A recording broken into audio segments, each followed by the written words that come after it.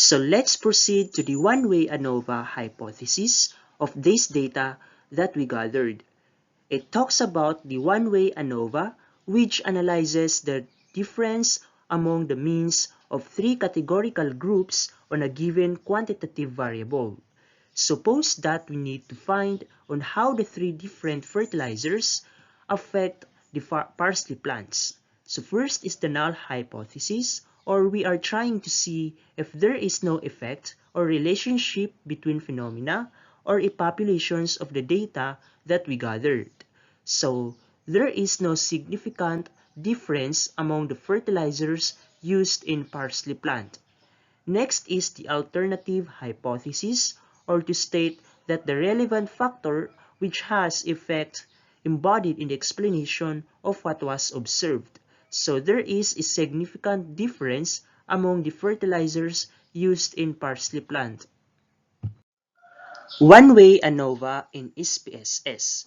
So in this case, if the p-value is less than the significance level where p is less than 0.05, then we will reject the null hypothesis and accept the alternative hypothesis.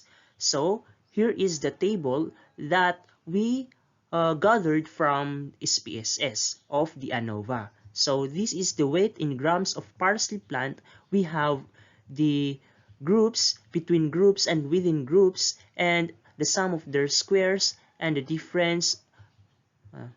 The ANOVA assumptions. Independent observations. Each record in the data must be distinct and independent entity. Normality. The dependent variable is normally distributed in the population. Normality is not needed for reasonable sample sizes, say age n is greater than or equal to 25. Homogeneity is the variance of the dependent variable must be equal in each subpopulation.